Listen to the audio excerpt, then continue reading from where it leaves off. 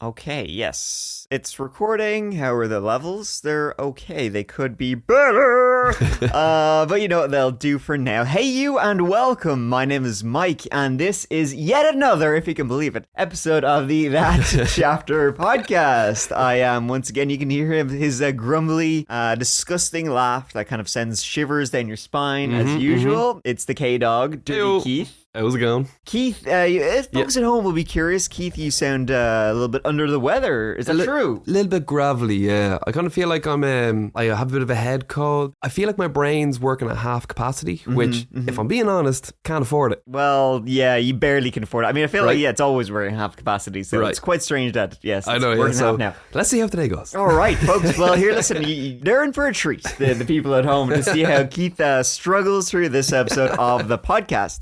Before we get into it, I just want to say, as always, to the folks at home, thank you so much for listening. Thank you so much for sending in our listener stories. So after the last couple of weeks since our last episode of listener stories, huge influx of people sending in their tales. Well, I mean, the last episode of listener stories was intense. It was great. It was really good. Thanks to all the stories were great, but Phil's story at the end, I still keep thinking about it. Yeah. I just wake up in the middle of the night screaming, going, "Ah." Somebody above me, Yeah, so that's great. So, and the stories you guys have been sending in have been fantastic as always. Thank you so much. Also, a huge thank you to everybody who rates and reviews the podcast on whatever platform you're listening. It really helps out the show. Helps us rise up the.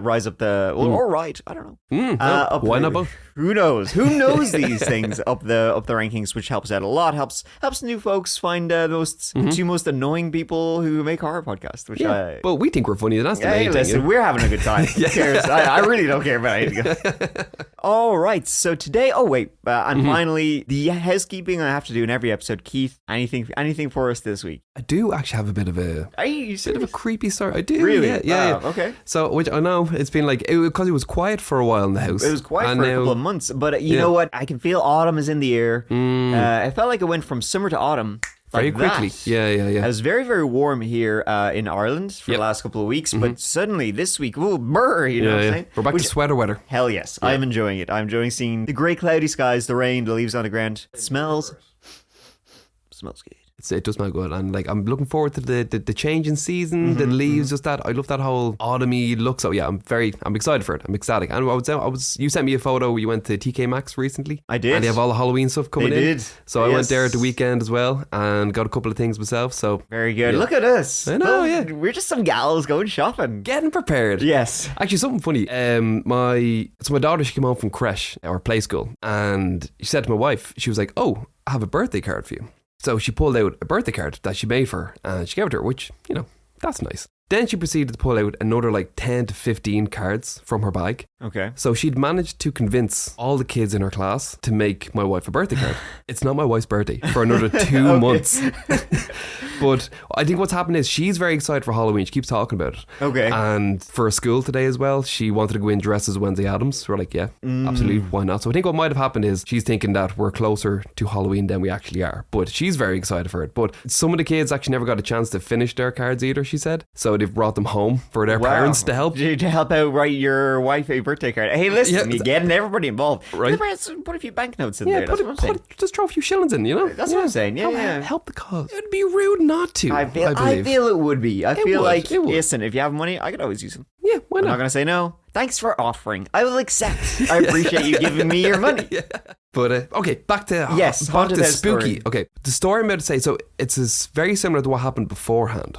So, remember I told you before that my wife heard a noise in the house? Yeah, that was the last episode, right? Oh no, it was the one before that. The last one that happened in your scary house was you going up the stairs and your daughter seeing feet. The dark shadow feet. Shadow feet, yes. So on this occasion, I was upstairs and I could hear my wife downstairs and she goes, yeah, what is it? What? And I thought she was on the phone for a second and I was like, no, she's talking to me. I went downstairs and I was like, are you talking to me? And she was like, yeah, you were calling me. I was like, I wasn't calling you. And she said she could hear as clear as day. It sounded like my voice. Calling her name. Whoa. And we weren't that far away from each other. The bed, where I am, the bedroom, and you go down the stairs and the front room was just there. We're about, I don't know, 20 foot away. Yeah. But I didn't hear a thing. Weird. But she heard as clear as day my voice calling her name twice. which is and that's the second time that's happened. Yeah. So very, very strange, very weird. So that was the other weird thing that happened in the house. Yeah. So So I'm looking forward to spooky season coming back. Season, it's starting to ramp up again. So. Yeah, I just watched Poltergeist. They're here. They're here in your house. I can't wait. We really got to go and film a video in your house. Get the night vision out and stuff like that. It will be fun. But speaking of fun, let's get into today's topic. Yes, let's do it. Folks, today we are talking about a very we've done some weird stories, paranormal stories. We did ghosts. We did European unsolved mysteries. Now it is time for a good old-fashioned serial killer. Nice. It is the story of Herbert Richard Baumeister. Or Baumeister? I would say Baumeister. I'd say Herbie. Herbie. Excellent. Good old Herbie. Good old Herbie. You just want to squeeze his cheeks. All right. So most of our action today takes place in the mighty city of Indianapolis, Indiana. Known to residents as Indy, and also just people like me who are cool. And home to the famous or infamous cults, Indianapolis is the 16th most populous city in the United States. The metropolitan area alone boasts more than 2.1 million of Indiana's roughly 6.8 million plus residents. So, in contrast to the majority of the state being fairly sparsely populated, Indianapolis is a real bustling metropolis. The jewel of the Midwest, I call it. It's also an economically sound city, being home to a whole bunch of industry and manufacturing. It has a rich history, being one of the older states founded over 200 years ago in 1821. And a large part of that history is Indiana's role in the Civil War, during which the state fell on the side of Lincoln and the Union. Even before that, though, the state obviously had a history going back to when there was history. The name Indiana literally means Indian land. Our story today, though, starts on a much more recent date than any of that. April 7th, 1947. Because that, folks, if you can believe it, just so happened to be the day one Herbert Richard Baumeister, Herbie, would pop out into the world. Herb, as he was better known, Herbie, to friends like us. We'll go Herbie. Gal pals like us. I don't know my friends, but... Well, come on, don't judge him. Okay. He was the first of 4 children born to Dr. Herbert Eugene Baumeister, a very successful anesthesiologist, and his wife Elizabeth Baumeister, nee Schmidt. Herb wasn't one of those guys who had to go through great trauma that turns them into monsters, though. By all accounts, Herbert's early home life and upbringing were relatively normal and stable. Herb, though, was far from ordinary and would often shock those around him by expressing his interest in foul and disgusting things. Herb's parents noticed several worrying changes in his behavior. Specifically, little Herb really liked playing with dead animals. That's a ding ding. That's a triple ding. That's serial killer 101 right there. It truly is. It's 101 of one of 3. So that's a major ding. Yeah. Herb, he also got himself a bit of a reputation around school as being quite the prankster. Like plays little jokey jokes. Only the difference, though, was that Herb's idea of a prank was to take a huge piss on his teacher's desk, which, let's be fair, that's classic. That is funny. Uh-oh, you're in trouble. And now, however, knowing what we do know about him now, looking back, it's like he was taking a piss on his teacher's desk with a fucking big old boner. He was definitely getting off on it. This wasn't just a joke for him, but hey, listen, if it makes you laugh, what's the harm? Do what makes you happy. Yeah, that's it. That just made him very happy. When he was a teenager, Herb's behavior worried his father enough that Herbert Sr. squirreled his son away for secret mental health exams. Those exams resulted in Junior being diagnosed with antisocial personality disorder and paranoid schizophrenia. Now, despite the diagnosis clearly showing he needed further attention and likely lifelong medication, Herb did not receive any of those things whatsoever. If he did, there would probably be a lot of guys who are still alive. And that's why mental health treatment, it's no joke, folks. Keep looking at me like that's a joke. I can be genuine sometimes. You're looking at me waiting for me. Yeah, where's the punchline? No, I agree. I'm not always disingenuous. However, that's not to say his behavioral issues were solely down to his mental health. There is no, mental health excuse for being the sick son of a bitch that Herbert Baumeister was. Yeah. Like, interestingly though, like as a young child, he was completely happy and normal and outgoing. His fascination with death and other strange behaviors, it really only began in his teenage years. So it was as if something within his brain chemistry just completely misfired when he went through puberty. Now, like, these types of misfires are not uncommon in young adults and they can lead to disorders. However, in Herb's case, it seemed it manifested into him being a sociopath. Yeah. Another thing he would do would be he'd also like blurt out things regardless of like if it was socially acceptable or not. Do you have like Tourette's or something? I don't know. Like, again, like he wasn't really properly diagnosed. Like all this like mental treatments and diagnosis, it was still very much in the infancy. Of the. This would have been like what, the 60s. So yeah. So like it was kind of like a catch-all for a lot of these conditions. It would be much more specific if they were to diagnose him today. Exactly. Yeah. But like some of the things he would, there was one instance where he was with a group of lads from school and just like loudly shouted out, it's like, I wonder what urine would taste like. And I wonder if it'd be better cold or fresh from the source. It's just like weird things like that. Yeah. Like a lot of these outbursts, they were written off as, like boys will be boys. Yeah, or, he's just trying to be funny or make you laugh. Like he did when he pissed on the desk. Yeah, like it was like, oh, classic Herb, probably come out with next. But like, as you mentioned, like Herbie, he wasn't interested in being a class clown. These outbursts and pranks, they weren't intended to make other people laugh. It was all for his own amusement. Yeah. You know? He's like, I'm having a good time. I really don't give a shit if you find this funny or not. Yeah. Very, very strange. Needless to say, Clurb had the last laugh. Now, Clurb's, I'm calling him Clurb, by the way. I like Clurb. Okay, we'll go Clurb. Let's go Clurb. Clurb's high school life was marred by his lack of physical prowess. So he was not exactly a big guy, and when he attended North Central High School in Indiana, all the cool kids, they were on sports teams of footballers, basketball types, just all of that. So Herb, he didn't really fit in with that crowd, and so he was somewhat isolated in his most formative years. As a result, Herb would end up spending considerable amount of time on his own. He didn't date or have a girlfriend until fairly late into his adult life. In 1965, Herb attended the University of Indiana, but dropped out after a single semester. He did return to the university a little over 2 years later, in 1967, when his father encouraged him to study anatomy, but once again, Herb would fail to see the second semester. Now, that's not to say he left the University of Indiana empty-handed, though. While he was there, Herb met Julie Sater, who was a part-time student in addition to being a high school journalism teacher.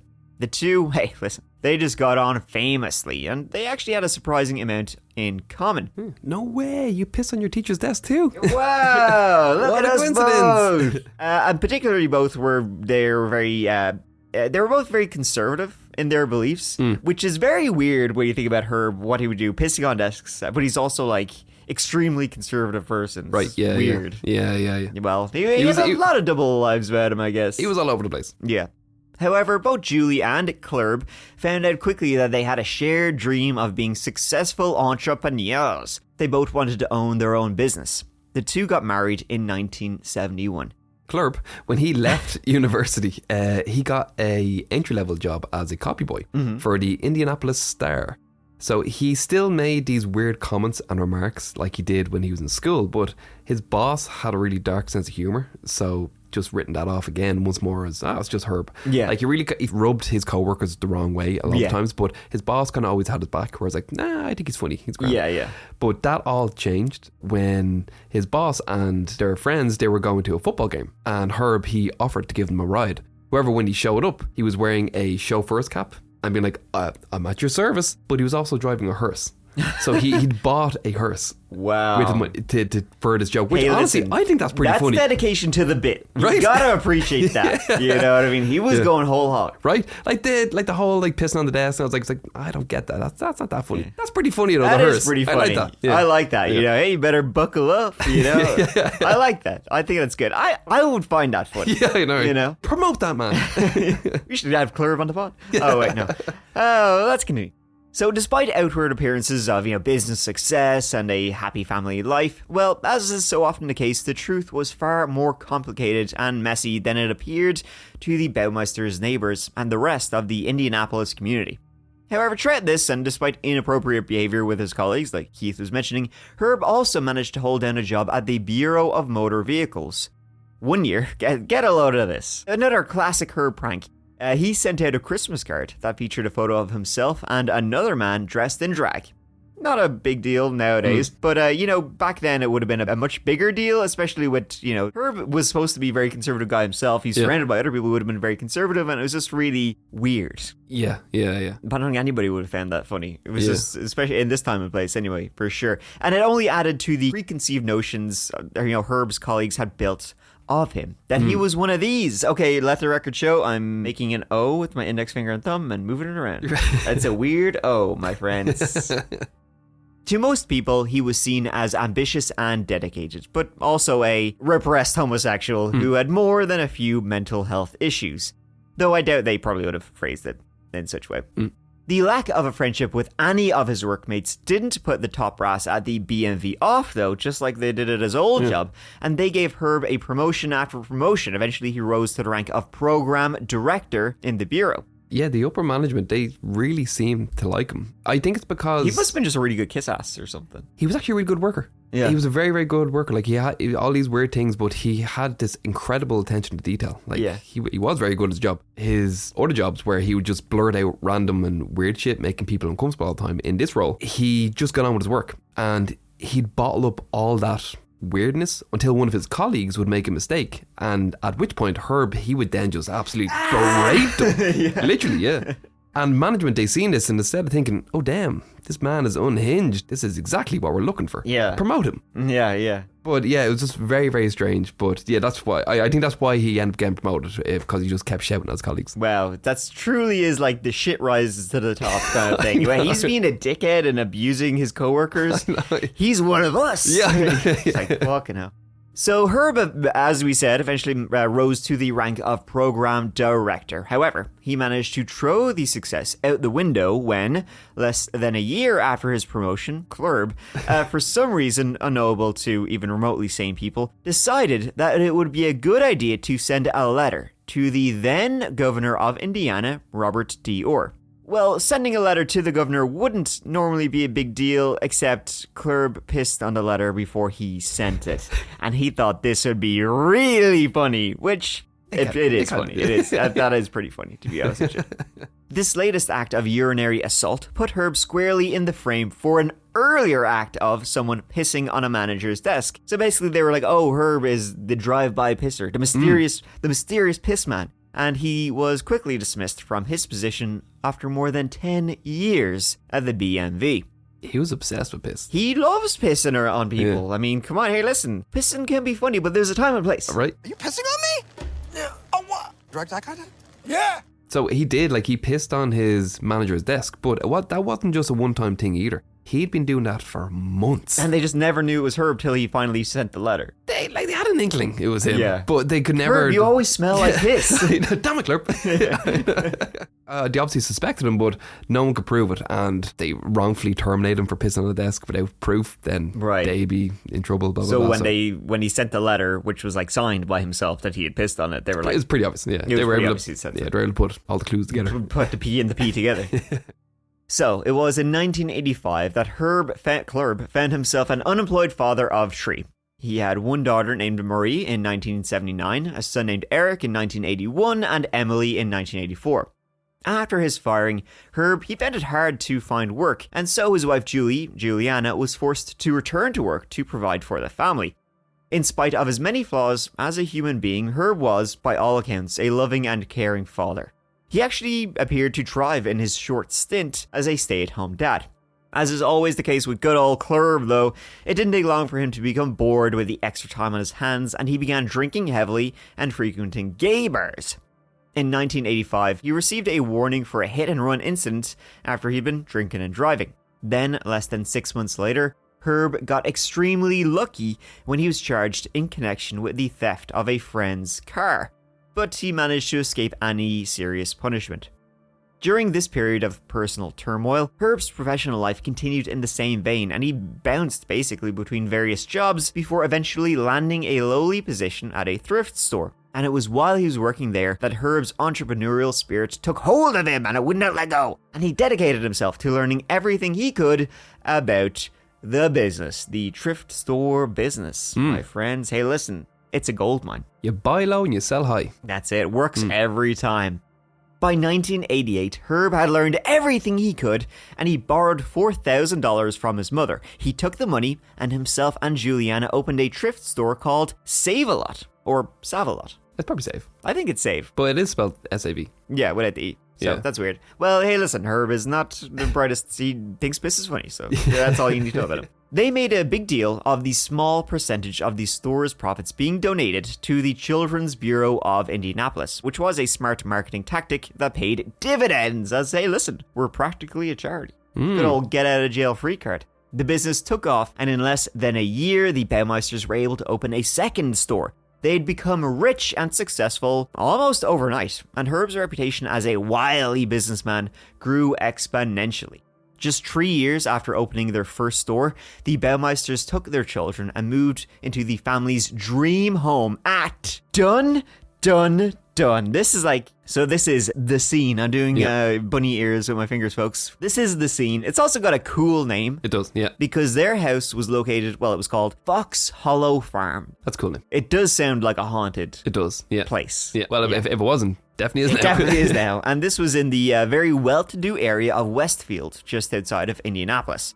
Baumeister had managed to go from an unemployed weirdo with legal troubles to a successful businessman and philanthropist living in a mansion within a few short years. Yeah, the property they bought, it sounded amazing as well. It was just Tudor-styled mansion. It had 4 bedrooms, an indoor swimming pool, a riding stable, and like 18 acres of land. But like, this was such a common thread in the lives of these serial killers with their perpetual self-sabotage.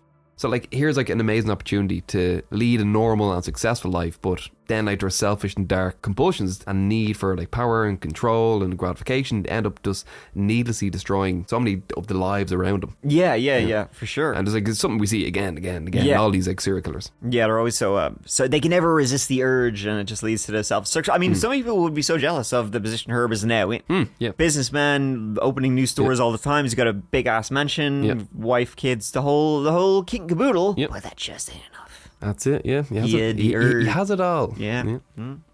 Yes, Keith, once again, so eloquently put. So things couldn't be too good for too long with our Clurb, though, and his marriage took most of the pressure of running the business. Herb would often treat Juliana as an employee rather than his wife and partner, and she found herself and the children being pushed away because of his attitude. They even took to staying most nights with Juliana's mother, leaving Herb behind at home to run the business alone. Apparently, the state of the house and grounds mirrored the turmoil of the Baumeisters' marriage, as no one was around to keep on top of the housework. All of their energy was being put into the business. Well, I take that back. I'd say most of their energy. See, Herb had largely managed to keep a lid on his odd behavior, but not completely. Now, most of the beautiful Fox Hollow farm was left to semi-ruin, except the pool area, which Herb kept meticulously clean. This is really fucking weird. It is very strange. Is that he even positioned multiple well-dressed mannequins around the pool. So to anybody who was like driving by and looking in, it would look like there was some kind of Gatsby-style party going on. That is creepy. It is weird. That is definitely serial killer behavior. And Right, it's fitting. yeah. But Yeah. Herb often comes across these times as like, oh, he's like kind of like a stereotypical. Yeah. Weirdo. Yeah, especially when you come across these weird things. And there was a lot going on behind closed doors, especially like within his personal life as well, as you were mentioning. Like his wife, she would later say that throughout their whole marriage, they only had sex 6 times throughout the whole marriage. And even when that was done, it was in complete darkness. Yeah. Which is, to be fair, that's pretty amazing. They had 3 children. So like that's 3 for 6. That's not bad, I guess. He's got good swimmers. Yay. Yeah. Yeah, good for him. Maybe it's all a practice in the pool. Who knows? Well, he had a lot of practice, just not with him. Yeah, that's true. So yeah, Herb having the house to himself a lot of the time, well, he made very good use of having the home and especially the pool to himself. It was a one day, though, in 1994, a rare day when his wife and children were home, and get this, right, Baumeister's son, Eric, had been playing out in the wooded area to the rear of Fox Hollow Farm. Eric, then aged 13 years old, well, while he was out there playing in the long grass and the trees and the woods, he found a skull. And he took it to show his mother, and he told her where he had found it. She, in turn, confronted Herb about what their son had found, and Herb laughed it off, explained it away as being, from one of his father's old dissecting skeletons. Herb told her he'd found the skull in the garage when he'd been reorganizing some of his father's old possessions, and then he had buried it in the yard. Now, Juliana had no reason to not believe him, and however odd she thought that their son had just randomly found a human skull on their property, she didn't, think for a second, though, that there was more to it than him just saying, oh, it's just some old shit I found, and I just buried it there for shits and giggles. Such a weird excuse. It was when my father was working remotely and I had to bring my skeleton home. Yeah, exactly. And then rather than packing it away, I decided to bury the skeleton just for the Halloween decoration or something. It's really weird. Also, wasn't his father an anesthesiologist? Yeah, why would that's a good point. His dad was an anesthesiologist. His dad wanted her to become if your patient is a skeleton, you've missed your chance. Yes, exactly. They're already asleep, okay? They don't need it. Pain management's over. Move on. Over the next 2 years, Herb's life at work and home, it spiraled into chaos. He was drinking heavily again and neglecting the business. The stores had become just as disheveled as their home, and Juliana was nearing the end of her wits. Bills were going unpaid, and the idyllic life Julie had been enjoying had crumbled around her.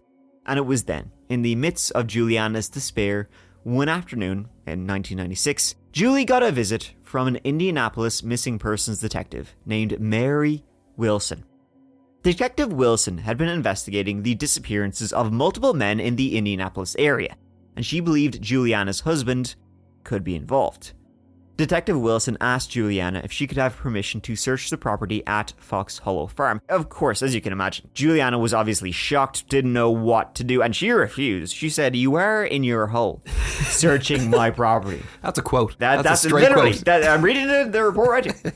Over the next 6 months, Herb suffered a complete emotional and mental breakdown. Juliana, she couldn't cope anymore, and the debts were piling up, and, well, Save-A-Lot was saving no more. They were approaching bankruptcy. And so she decided to file for divorce. Juliana waited until Herb and Eric were away visiting Herb's mother at Lake Wawasee, and she didn't feel the loyalty to her husband she once had. And it was then that she called back Detective Wilson, giving her permission to search Fox Hollow Farm after she had asked months earlier. Juliana also told Detective Wilson about the discovery her son had made 2 years earlier. Finally, Detective Mary Wilson took 3 Hamilton County deputies to Fox Hollow Farm on June 24, 1996, prepared to search the extensive property. As soon as the officers walked into the Baumeister's yard where the children had played, they immediately saw that the ground was littered with what appeared to be small white stones. But on closer inspection, Wilson realized that they were hundreds of small, tiny bone fragments. A forensics team confirmed what Wilson suspected, and an excavation of Fox Hollow Farm was ordered. The very next day, the entire area was crawling with law enforcement agents and Hamilton County Fire and Rescue officers. In preliminary searches, the team catalogued more than 5,500 pieces of bone and teeth. Some of the pieces were found on neighboring properties, having been scattered blindly across the grounds. Though they could only give an estimate, investigators thought that they had at least 11 victims. That's crazy. I think in the end, after all the investigations, to date now, I think they've found about 10,000 pieces of bone. Yeah, it's insane. Yeah, Nuts, 10,000. Yeah, I was reading that recently. So one of the kind of impetuses, I guess, for covering this is that this story is kind of still going on. They're still identifying the people found at Fox Hollow Farm. It's wild.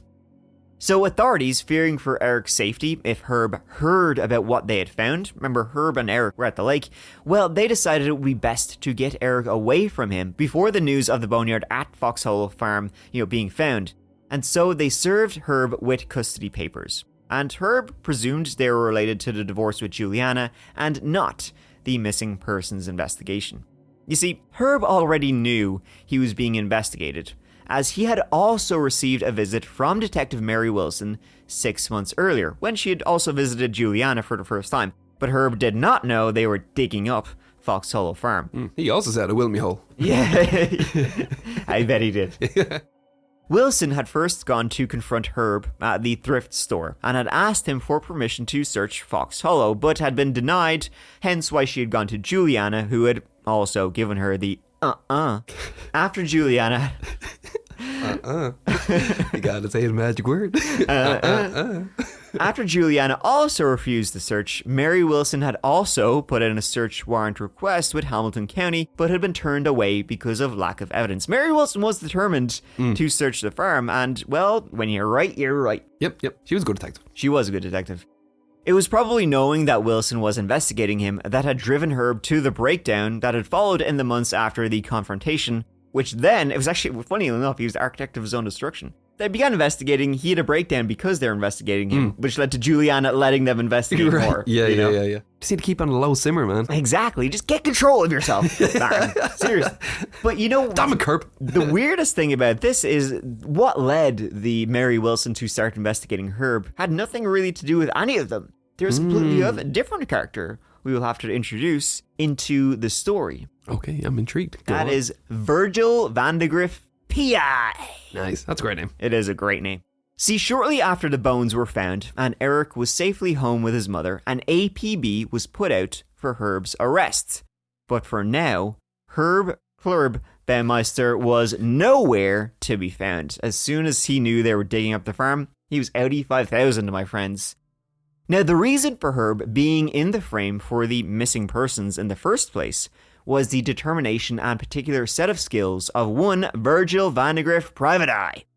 Old Virg was a retired Marion County sheriff who had decided retirement, he just wouldn't have it. He just would not have it. And so in 1977, he opened his own private investigators firm, Vanagriff and Associates, Inc. His firm also just so happened to specialize in missing persons cases. Now, by June of 1994, a couple of years before the discovery at Foxhollow Farm, Vanagriff and his agency had built up a reputation for being the go-to guys for finding out what had happened to the mysteriously vanished. And at that time, Vanagriff received a call from the mother of a 28-year-old man named Alan Broussard. Now, Alan Broussard's mother, she was calling Virg because, well, she was saying she hadn't seen her son for a long time after he'd gone out to a well-known local gay bar called Brothers. That's a terrible name. I was going to say that's a great name. What? For a gay bar? Brothers. That's awful. That's terrible. I think it's a great name. It's funny. Keep it in family, I guess. I think it's a very funny name. Yeah, I suppose. Yeah. Brothers with a wink at the end. Yeah. So he'd gone out to this two brothers, Keith's favorite or least favorite gay bar, I guess, and he had never come home. A week after, as he was beginning to look into Alan Broussard's disappearance at this club, well, didn't Virgil Vanagriff receive another missing persons call from another concerned mother? Her son, 32-year-old Roger Goodlett, had also vanished after going on a night out to a different local gay bar. But there was enough similarities between these two missing men to, well and truly, pique Vanagriff's attention. Vanagriff picked up his investigation, and so he began visiting several gay bars, looking for these two missing men, distributing flyers with images of them, and even interviewing friends and family of those that had disappeared. Now, there was little to go on, but he did find out that someone had seen Roger Goodlett getting into an unidentified blue car with Ohio plates. That was when Vanagriff got a call from someone at the publishing house of a magazine aimed at the gay community. They told him they heard he was looking into the disappearances. And guess what? They gave him several more names of young gay men who'd gone missing in the Indianapolis area over the past number of years. So Vanagriff's spider sense was well and truly tingling this time. This is very, very strange. A lot of young gay men are going missing, and this time his gut was telling him he was looking for a serial killer. He knew he didn't have the resources for an investigation of this scale, and with time being of the essence, Vanagriff went to the police and told them of his suspicions that there was a serial killer targeting gay men.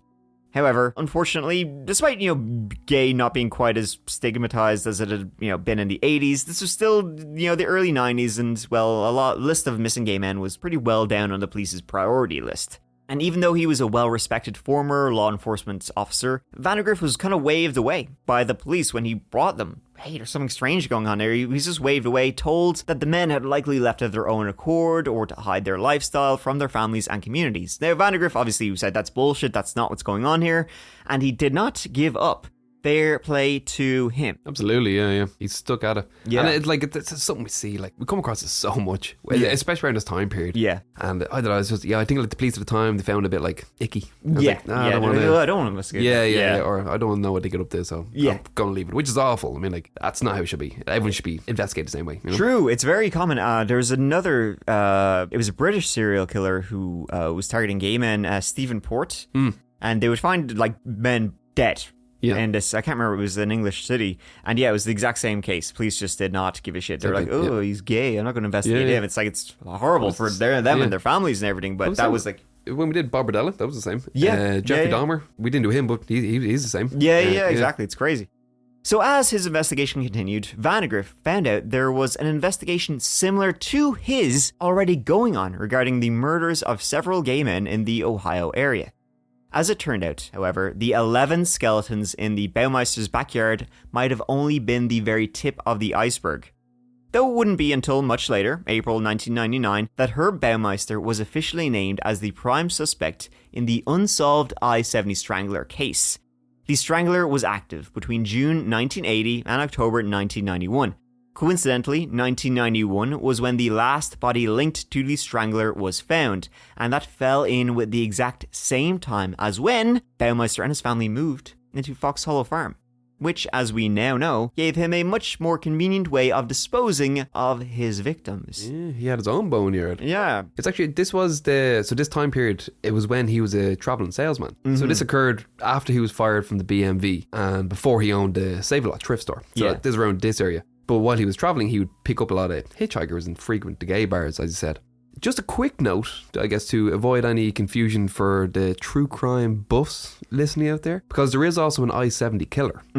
So there's the I-70 Strangler and the I-70 Killer. The two are separate criminals. Their names they're sometimes confused due to the similar geographic reference to the interstate, but they're very distinct individuals involved in different crimes. So the I-70 Killer is still an unidentified serial killer who operated in 1992. And this killer, he was linked to a series of shootings that took place in small businesses located near Interstate 70, spanning across several states, including Indiana. He targeted store clerks, typically young women, shooting them with a small caliber gun in what appeared to be random execution style killings. And then the I-70 Strangler, Herb, we're looking at now, he dumped the bodies along the I-70 between 1980 and 1991. Yeah. But it's fucking wild that there were two active serial killers in the same location at the same time period. Right, yeah. And we don't know that Herb was the I-70 Strangler, but it definitely is a lot of overlap and it seems very... Yeah, it's not confirmed, but I mean yeah, it's probably Herb, yeah.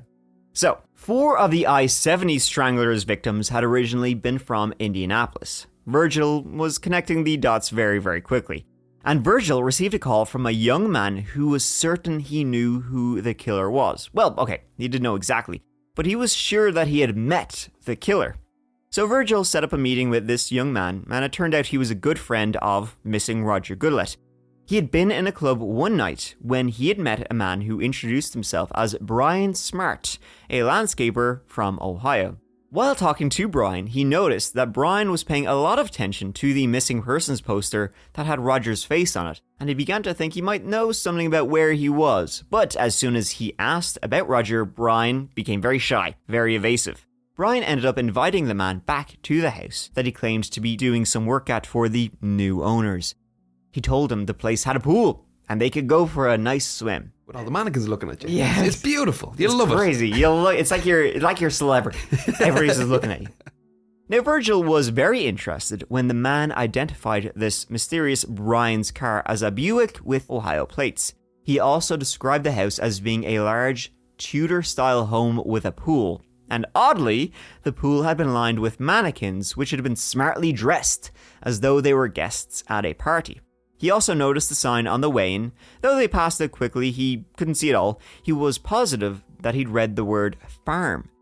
The evening eventually ended with the two men engaging in sexual acts, completely consensually. At first, Brian wanted the man to choke him while he pleasured himself, which he was happy to do. Sure, I'll have a go with that. Then they switched, and Brian began to choke the man, who quickly realized that Brian was not going to stop. He only managed to get him to stop by pretending to pass out. Vanagriff suspected that the young man only survived because he was much larger than his attacker, and people always said Herb was not the physically biggest guy, and he also had refused the drinks that Smart had offered him. He had arranged to meet up with Smart again, and this time Vanagriff, though, set up a tail to follow him to see if he could put a face to his suspicions. Unfortunately, however, Brian Smart was a no-show, and the stakeout was a bust. More convinced than ever, however, that something needed to be done, Vanagriff gave the police another try. And luckily for him, this time he finally spoke to Detective Mary Wilson, who he'd been told was the person to go to. She, unlike the others, she wouldn't fob him off, and she took him very seriously. Big Verge passed off the details of his investigation and everything he'd learned to Wilson, and she started digging. And it was a little over a year later when she got another call from the informant who had put Vanagriff onto the Brian Smart fella. He'd seen Brian at the club again, only this time he'd written down his license plate. Wilson ran the plate number and saw the car was not registered to a Brian Smart, but to a local Westfield businessman named Herbert Baumeister. Not long after, Wilson was walking into the Save-A-Lot store and standing face to face with Herbert the pervert himself, asking, "Would you mind if I dug up your home?" And he said, "You will in your hole." So now, it's late June 1996. Herb was wanted by the police as the only suspect in connection with over a dozen disappearances and murders. Disappearances from gay bars in Indianapolis and also along the I-70, connected to the I-70 Strangler case. Despite a huge manhunt, however, Herbert would never face the justice he deserved.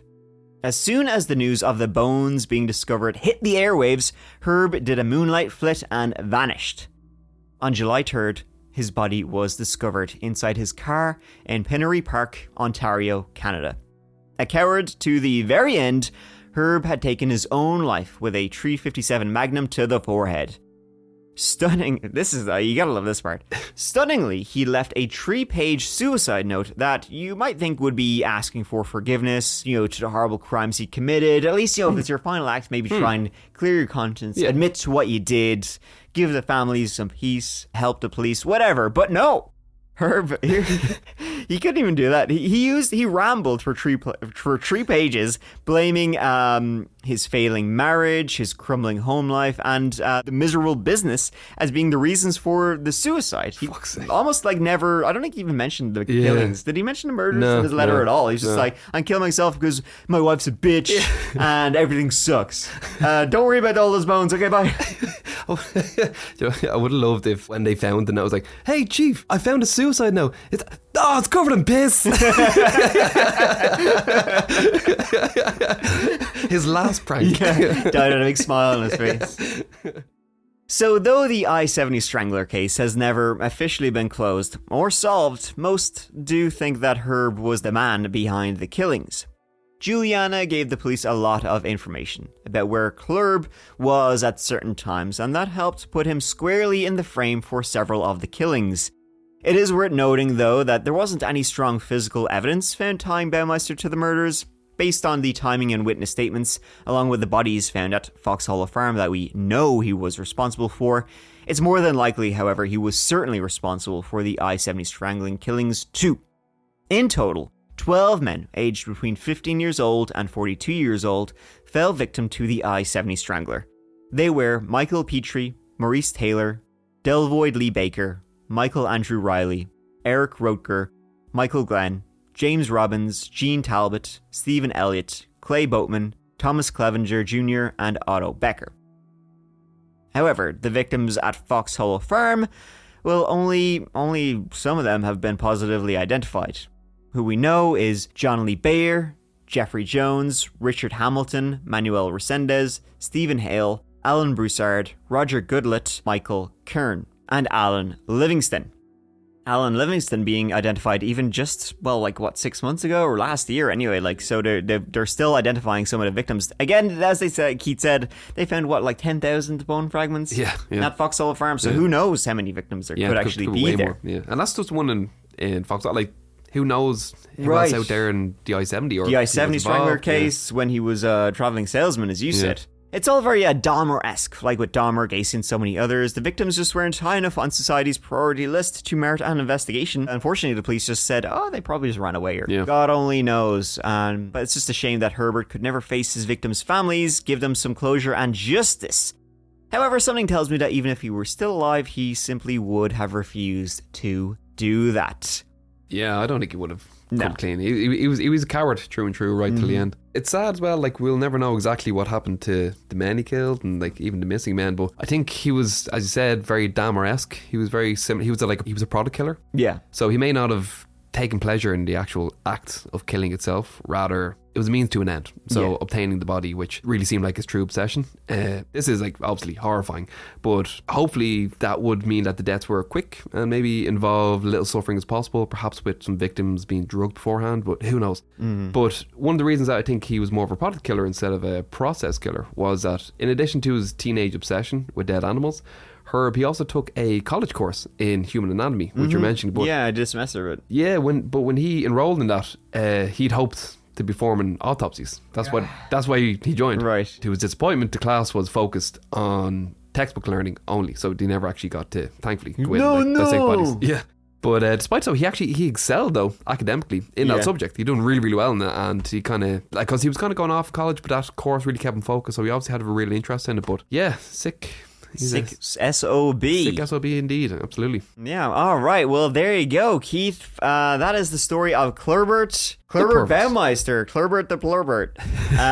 There you go. All right, folks. Thank you so much for listening to this episode of the That Chapter podcast. I hope you enjoyed it. Keith, I hope you'll be feeling better soon. I'm sure it will be. Yeah, you'll be ready, rocking and ready for the next old episode, which will be out very, very soon. As always, there's a new episode of the That Chapter podcast every single Monday.